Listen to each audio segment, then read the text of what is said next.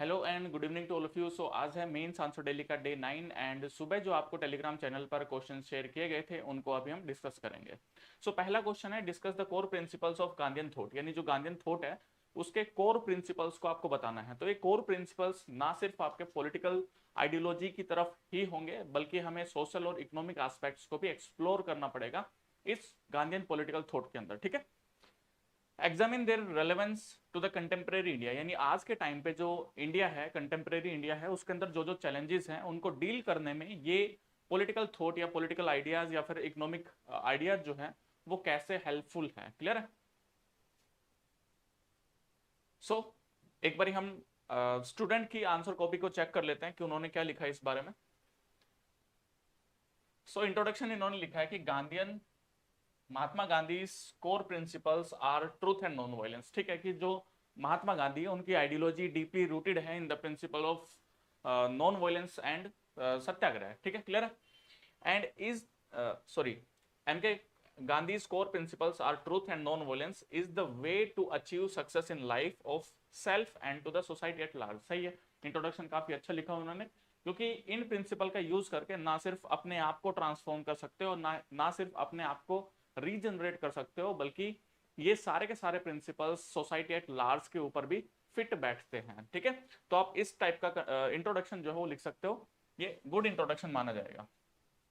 Then जो heading है, आपको कोर प्रिंसिपल्स बताने हैं, ना सिर्फ पॉलिटिकल एस्पेक्ट में स्फीयर में बल्कि इकोनॉमिक एंड सोशल एस्पेक्ट के अंदर भी वो जो पॉइंट्स हैं वो होने चाहिए। ठीक है, सो अगर हम बात करें पॉलिटिकल आइडियोलॉजी की गांधी की, तो गांधी की पॉलिटिकल आइडियोलॉजी जो है वो मार्क्सिज्म से कहीं ना कहीं मिलती है। एक क्वेश्चन आया था यूपीएससी के अंदर कि जो गांधी है और मार्क्सिज्म है उसके अंदर सिमिलैरिटी क्या है। तो गांधी और मार्क्सिज्म जो है उनके अंदर सिमिलैरिटी यही है कि दोनों के दोनों जो है वो स्टेटलेस सोसाइटी की डिमांड करते थे। अब स्टेट नहीं होगा तो इन दैट केस क्या होगा? तो गांधी जी का जो पॉलिटिकल आइडिया है वो है सेल्फ सफिशियंट इन नुमरेबल ग्राम पंचायत। ठीक है, यानी वो चाहते थे कि इंडिया के अंदर स्टेट ना हो, स्टेट की जगह सेल्फ सफिशियंट यानी ग्रास रूट डेमोक्रेसी की बात करते थे, ग्राम स्वराज की वो बात करते थे पॉलिटिकल एस्पेक्ट में। ठीक है, तो डिसेंट्रलाइज्ड इकोनॉमी की तरफ वो बात करते थे। तो इसके अंदर आप जो है तीन अलग अलग हेडिंग्स बना सकते हो। पहले पॉलिटिकल आइडियोलॉजी, ठीक है, या पॉलिटिकल फिलोसफी ऑफ गांधी, दूसरा इकोनॉमिक एस्पेक्ट, तीसरा आपका सोशल एस्पेक्ट। तो पॉलिटिकल एस्पेक्ट हमने देख लिया, इसके अलावा जो एक्टिव पार्टिसिपेशन है लोगों का, ट्रूथ है, नॉन वायलेंस है, जैसे आपने फ्रीडम स्ट्रगल के अंदर पढ़ा ही होगा कि उनकी जो आइडियोलॉजी थी वो बेस्ड थी नॉन वायलेंस एंड ट्रूथ के ऊपर। ठीक है, सत्याग्रह के ऊपर, यानी अगर गवर्नमेंट या स्टेट आपके अगेंस्ट में कुछ गलत कर रहा है तो इन दैट केस आप इन टेक्निक्स का यूज करके जो स्टेट है उसके अगेंस्ट में आप अपनी आवाज उठा सकते हो। क्लियर है? सो ट्रूथ है, सत्य है, नॉन वायलेंस है, स्ट्रगल मूवमेंट, अहिंसा है। ठीक है, ये नॉन वायलेंस इसी का ही पार्ट है। हाँ, नॉन वायलेंस जो है एक और प्रिंसिपल था उनका इसके अंदर, कि नॉन वायलेंस सिर्फ आपका फिजिकली ही नहीं होना चाहिए, यानी अगर आप किसी को मार नहीं रहे हो या हानि नहीं पहुंचा रहे हो या फिर कोई भी वायलेंस नहीं कर रहे हो फिजिकली, तो सिर्फ वही वायलेंस के अंदर काउंट नहीं होगा। आपका जो मेंटल लेवल है, दिमाग जो है, उसके अंदर भी कोई नेगेटिव या गलत थॉट दूसरे के बारे में नहीं आना चाहिए। ठीक है, कहने का मतलब यह है कि जो आदमी है या इंसान है उसके दिमाग में भी किसी को मारने की बात नहीं आनी चाहिए। So that is the complete concept of non violence. Clear है? देन स्वराज है, स्वराज का मतलब होता है, अब स्वराज भी दो एस्पेक्ट्स में है। इंडिविजुअल लेवल की अगर हम बात करते हैं तो full control of one self, यानी अगर आपको अपना फुल कंट्रोल है तो in that case you will be declared as swaraj. ठीक है, अगर आपको अपनी जो डिजायर्स हैं उनके ऊपर कंट्रोल नहीं है तो इन दैट केस आप स्वराज को प्रैक्टिस नहीं कर रहे हो। दूसरा स्वराज की जो आइडियोलॉजी है वो पॉलिटिकल एस्पेक्ट में हमें देखने को मिलती है, जैसा कि जो इंडियन नेशनल मूवमेंट था उसमें हमें देखने को मिली थी। क्लियर? तो हर एक आइडियोलॉजी के दो दो एस्पेक्ट्स हैं।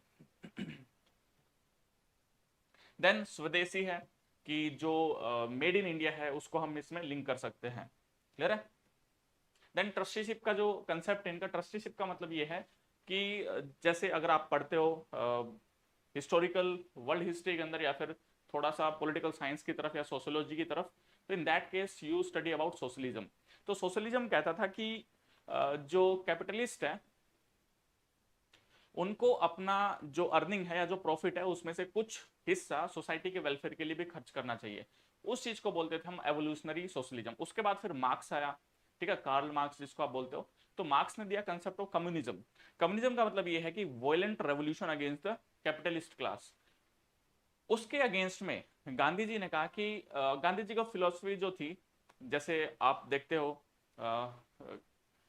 मॉडर्न इंडियन हिस्ट्री के अंदर जो हंगर स्ट्राइक थी, ठीक है, गांधी जी की मिल स्ट्राइक, तो उसके अंदर उन्होंने क्या कहा था कि जो कैपिटलिस्ट क्लास है उनको वर्कर के या जो गरीब सेक्शन ऑफ द सोसाइटी उनके वेलफेयर के लिए भी सोचना चाहिए। यानी कॉर्पोरेट सोशल रिस्पॉन्सिबिलिटी का जो कंसेप्ट है वो गांधी जी ने दिया था। यानी जो सोसाइटी की वेल्थ है वो उसमें से मेजर हिस्सा एक ही आदमी के पास है, बट इसका मतलब ये नहीं है कि वो उस वेल्थ का मालिक है। वो उस वेल्थ को इस सोसाइटी के ट्रस्ट के बेसिस पे होल्ड कर रहा है एंड उसको सोसाइटी को पे बैक करना चाहिए। क्लियर है? तो ट्रस्टीशिप का कंसेप्ट था गांधी जी का। देन इसमें ब्रेड लेबर का कंसेप्ट भी आता है कि कोई आदमी जो है वो बिना फिजिकल वर्क किए नहीं रहना चाहिए। यानी हर एक आदमी, चाहे वो गरीब हो चाहे वो अमीर हो, उन सबको फिजिकल वर्क करना ही चाहिए। क्लियर है? तो ये कुछ प्रिंसिपल्स थे गांधी जी के। देन इसमें आप एजुकेशनल एस्पेक्ट भी जोड़ सकते हो, जैसे नई तालीम थी, और इसके अलावा कंस्ट्रक्टिव वर्क के ऊपर भी उन्होंने फोकस किया था। For example welfare of SC and ST, ठीक है, वो सारे एस्पेक्ट इसके अंदर आप जोड़ सकते हो। देन कंटेम्परेरी रेलेवेंस इसका क्या है? कंटेम्परेरी रेलेवेंस की अगर हम बात करते हैं तो इन दैट केस आज के टाइम पे आपको पता है कि सोसाइटी के अंदर पोलराइजेशन बहुत ज्यादा बढ़ गया है, आइडियोलॉजिकल कॉन्फ्लिक्ट्स बहुत ज्यादा बढ़ गए हैं, हेट स्पीच बहुत ज्यादा बढ़ गया है, सोशल डिसहार्मनी बहुत ज्यादा बढ़ गई है। तो इन सब चीजों को रोकने के लिए you should practice truth and non violence. Clear है? इसके अलावा स्वराज है, अपने आप के जो कंज्यूमरिज्म है उस कल्चर से आप लिंक कर सकते हो कि कैसे हम इस कंज्यूमरिस्ट वर्ल्ड के अंदर अपने आप को कंट्रोल कर सकते हैं, स्वराज को प्रैक्टिस कर सकते हैं। साथ ही साथ जो राइट्स हैं उसके लिए भी डिमांड कर सकते हैं। देन ट्रस्टीशिप का कंसेप्ट, आप जो जैसे आपने यहाँ पे कॉर्पोरेट सोशल रिस्पॉन्सिबिलिटी का एक्ट है उसके तहत 2% हर एक जो कॉर्पोरेट बॉडी है उसको सोशल वेलफेयर के लिए खर्च करना पड़ेगा। ठीक है? देन सत्याग्रह एंड स्वदेशी है, make in India, vocal for local. तो आप ऐसे पॉइंट लिख सकते हो। क्लियर है? तो इन्होंने जो है मेनली डील किया है किसके बारे में? इन्होंने डील किया है पॉलिटिकल एस्पेक्ट के बारे में, शायद पॉलिटिकल एस्पेक्ट में नहीं किया है इन्होंने। ठीक है, हाँ, विलेज इकोनॉमी, जो कॉटेज इंडस्ट्री है, कोऑपरेटिव्स है, उसके बारे में आप लिख सकते हो। तो इन्होंने जो डील किया है वो बेसिकली पॉलिटिकल एस्पेक्ट की तरफ फोकस किया है, साथ ही साथ जो इकोनॉमिक एस्पेक्ट है उसकी तरफ फोकस किया है। बट इन्होंने जो पॉइंट मिस किया है गांधीयन आइडियोलॉजी का वो है सोशल एस्पेक्ट। ठीक है, जैसे banning of slaughter of cows है, ठीक है, इसके अलावा इंटॉक्सिकेटिंग ड्रिंक्स है उनका प्रोहिबिशन लगाना, वो सारी चीजें भी आप इसमें लिख सकते हो। क्लियर है? एंड कंटेम्परेरी रेलेवेंस में भी वो सारी चीजें आप लिख सकते हो यहाँ पे। देन जो कंक्लूजन है वो क्या है? Be the change you want to see in the world through core principles of truth and non-violence in action and thought of for better world। ठीक है, अच्छा कंक्लूजन है। ठीक है, तो आप ऐसा कंक्लूजन लिख सकते हो। तो ये हो गया अपना क्वेश्चन नंबर 1। नेक्स्ट चलते हैं हम क्वेश्चन नंबर 2 पे।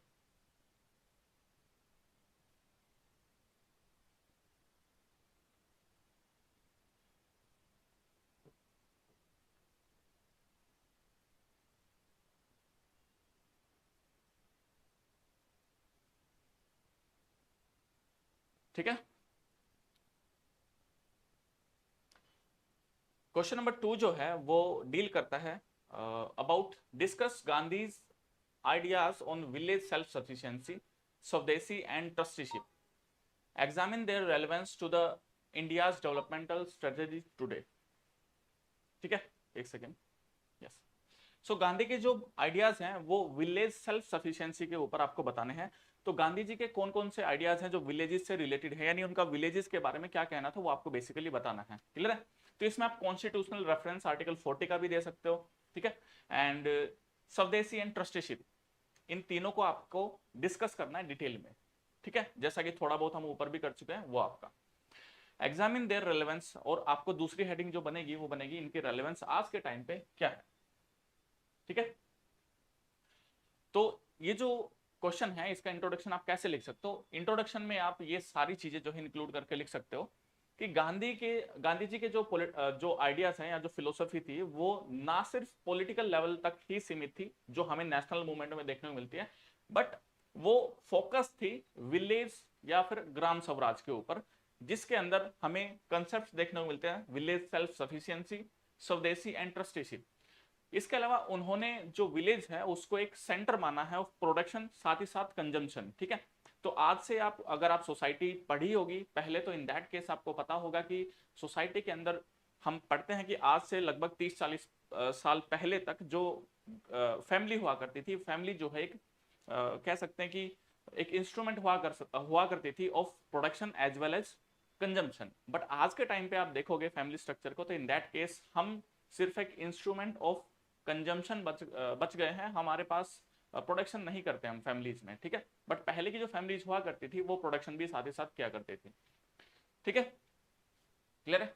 सो Gandhi's ideas are not limited to political aspect but they focus on economic aspect such as village या Gram Swaraj, village sufficiency and स्वदेशी and trusteeship। ठीक है, these ideas are कह सकते हैं कि more relevant in today's globalized world to eradicate inequalities। ठीक है, तो ऐसे करके आप देख सकते हो इसमें इंट्रोडक्शन को।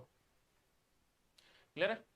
सो अब हेडिंग बनानी है आपको इकोनॉमिक आइडियाज में विलेज सेल्फ सफिशिएंसी के ऊपर उनके क्या क्या थे, जैसे विलेज रिपब्लिक होने चाहिए क्योंकि वो स्टेटलेस सोसाइटी की बात करते थे, तो स्टेट नहीं होगा तो सेल्फ सफिशिएंट एक हम पहले कंसेप्ट हुआ करता था ग्रीस के अंदर। अगर आपने किसी का पॉलिटिकल साइंस सब्जेक्ट हो तो इन दैट केस आपको पता होगा कि पहले ग्रीस के अंदर सिटी स्टेट्स हुआ करते थे। सिटी स्टेट्स का मतलब ये होता है कि एक सिटी जो है अपने आप में अगर सेल्फ सफिशिएंट हो जाती है तो in that case it is called as state. ठीक है, जैसे एथेंस था, स्पार्टा था, मैसिडोनिया था, वो सारी चीजें। क्लियर है, तो आप ये इंट्रोडक्शन इसमें लिख सकते हो। इकोनॉमिक आइडियाज जो है विलेज रिपब्लिक, स्वदेशी है। फिर आपका मशीनरी के ऊपर उनका क्या कहना था कि मैकेनाइजेशन नहीं होना चाहिए क्योंकि मैकेनाइजेशन जो है वो ह्यूमन लेबर को रिप्लेस करता है। मैकेनाइजेशन या इंडस्ट्रियलाइजेशन जो वेस्टर्न कंट्रीज में उस टाइम पे हो रहा था वो उन कंट्रीज के लिए तो सही है क्योंकि वहां पे जो ह्यूमन रिसोर्स है वो बहुत कम है, बट इंडिया जैसी कंट्री के अंदर जहां पे ह्यूमन रिसोर्स बहुत ज्यादा है तो इन दैट केस इंडस्ट्रियलाइजेशन के अगेंस्ट में वो थे। देन ट्रस्टीशिप का कंसेप्ट जो है वो हम पढ़ चुके हैं। Bread labour and Sarvodaya, bread labour का हम पढ़ चुके हैं कि हर एक आदमी चाहे वो गरीब हो चाहे वो अमीर हो उसको फिजिकल वर्क करना चाहिए। सर्वोदय का मतलब जो भी backward section of the society है, ठीक है, जो deprived section of the society है उनका भी वेलफेयर करना चाहिए। आज के टाइम पे क्या रेलेवेंस है, आपको पता है कि रूरल अनएम्प्लॉयमेंट जो है बढ़ रहा है, तो इन दैट केस आपका यहाँ पे हम इन कंसेप्ट को लगा सकते हैं। विलेज को सेल्फ सफिशिएंट बना सकते हैं, as a centre of economic production बना सकते हैं, हम कॉटेज इंडस्ट्रीज को इस्टेब्लिश कर सकते हैं। ठीक है, जैसे खादी विलेज इंडस्ट्रीज, कोऑपरेटिव हम सोसाइटीज को क्रिएट कर सकते हैं ताकि जो विलेज हैं वो वाइब्रेंट बन सके। कॉर्पोरेट सोशल रिस्पॉन्सिबिलिटी का यूज करके हम जो विलेजेस हैं या फिर जो कह सकते हैं कि विलेजेस की सेल्फ सफिशिएंसी जो है उसके ऊपर फोकस कर सकते हैं। Because without the economic growth या without the development of villages India can not be a developed country. तो अगर इंडिया को एक डेवलप्ड कंट्री बनना है तो इन दैट केस विलेजेस का डेवलपमेंट बहुत जरूरी हो जाता है इन दैट केस। ठीक है, तो ट्रस्टीशिप लॉ है कंपनीज एक्ट के अंदर जिसके अंदर 2% CSR मैंडेटरी है हर एक कंपनी को, तो उस फंड को हम चैनलाइज कर सकते हैं किसके अंदर, विलेजेस के अंदर, ताकि जो हमारे विलेजेस हैं वो सेल्फ सफिशिएंट बन सके।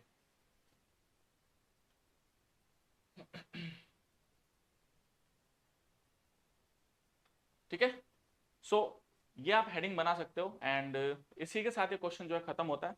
इसका कंक्लूजन जो हो आप कैसे लिखोगे,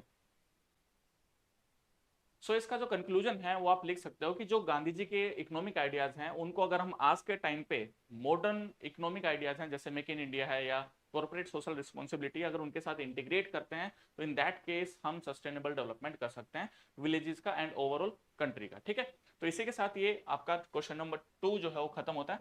नेक्स्ट है क्वेश्चन नंबर 3। तो क्वेश्चन नंबर 3 जो है वो डील करता है about describe the cultural landscape of Gujarat. तो आपको कल्चरल जो लैंडस्केप है यानी कितने डिफरेंट टाइप के कल्चर्स हैं गुजरात के अंदर वो बताना है। स्पेसिफिक रेफरेंस दिया हुआ है pastoral, coastal and tribal communities का। ठीक है, यानी कितने टाइप की पेस्टोरल कम्युनिटीज है, कितने टाइप की कोस्टल कम्युनिटीज है और कितने टाइप की ट्राइबल कम्युनिटीज हैं उस कंटेक्स्ट में आपको बताना है कि गुजरात के अंदर इन तीनों कम्युनिटीज को लेकर अलग अलग डाइवर्सिटी क्या है, ठीक है, यानी इनके फूड, ठीक है, इसके अलावा इनके जो एम्प्लॉयमेंट है या फिर इनकी जो कल्चरल एक्टिविटीज है उसके बारे में। Discuss the challenges of these communities face today, यानी ये जो कम्युनिटीज हैं ये क्या क्या चैलेंजेस फेस कर रही हैं इसके बारे में आपको बताना है, ठीक है। तो सिंपल इसके अंदर आप इंट्रोडक्शन लिख सकते हो कि जो गुजरात है उसके अंदर हमें एक वाइब्रेंट कल्चर देखने को मिलता है जो कि एनरिच किया जाता है by different different communities that live along its coast line and जो हिंटरलैंड है उसके अंदर, ठीक है। यानी जो गुजरात का कल्चर है वो एक रिच कल्चर है और इसको एनरिच जो है अलग अलग कम्युनिटीज करती हैं, कोस्टल कम्युनिटीज, ट्राइबल कम्युनिटीज जो अलग अलग पार्ट ऑफ गुजरात में रहती है और उनके अलग अलग कल्चर और ट्रेडिशंस हैं।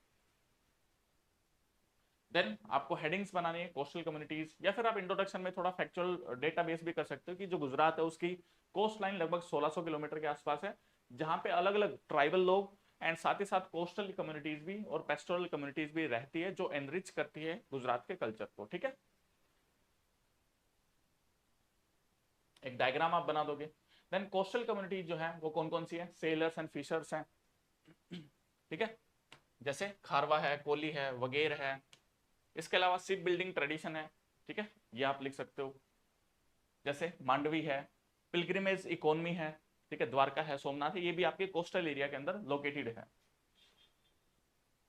देन जो पेस्टोरल कम्युनिटीज हैं स्पेसिफिकली आपकी मालधारी कम्युनिटी है, ठीक है, बन्नी ग्रासलैंड्स के अंदर वो आप लिख सकते हो। बफलो है, बन्नी बफलो एंड कंक्रेज जो आपका कैमल है उसके बारे में आप सॉरी कैटल है उसके बारे में आप लिख सकते हो। देन रबरी है, भारवाड़ है एंड चरण, क्लियर है। या फिर आप एक टेबल बना के भी इनको डिस्कस कर सकते हो। फिर आप ट्राइबल कम्युनिटीज के बारे में लिख दो कि कौन कौन सी ट्राइबल कम्युनिटीज हैं, वो किस टाइप का लाइवलीहुड को प्रैक्टिस करती हैं, उनके अलग अलग कल्चर्स क्या क्या हैं। नेक्स्ट फिर चैलेंजेस, और ट्राइबल कम्युनिटीज हो गया, पेस्टोरल कम्युनिटीज हो गया एंड आपका कोस्टल कम्युनिटीज हो गया। देन क्वेश्चन में पूछा आपका ट्राइबल या फिर ये जो कम्युनिटीज रहती हैं इनके अंदर हमें क्या क्या चैलेंजेस देखने को मिलते हैं, ठीक है। तो ये आप चैलेंजेस को ब्रीफली डिस्कस कर सकते हो कि जो कोस्टल कम्युनिटीज हैं उनके या ट्राइबल कम्युनिटीज हैं उनके अंदर क्या क्या चैलेंजेस देखने को मिलते हैं। तो कोस्टल एरिया है तो कोस्टल इरोजन हमें देखने को मिलता है, राइजिंग सी लेवल हमें देखने को मिलता है, जो कमर्शियल फिश एक्सट्रैक्शन है, बड़े बड़े जो ट्रोलर्स आते हैं, ठीक है, कमर्शियल लेवल पे बड़ी बड़ी कंपनीज जो फिश को एक्सट्रैक्ट करती है, उससे क्या लोकल जो कम्युनिटीज हैं उनका लाइवलीहुड पे इम्पैक्ट पड़ता है। अगर हम ट्राइबल एरिया की बात करें तो ड्यू टू क्लाइमेट चेंज जो वाइल्ड लाइफ है वो कम होता जा रहा है, ठीक है, जैसे बैम्बू बेस्ड कुछ है, मैंग्रूव बेस्ड कुछ कम्युनिटीज हैं, ट्राइबल कम्युनिटीज हैं या कोस्टल कम्युनिटीज हैं जो वहाँ पे रहती है।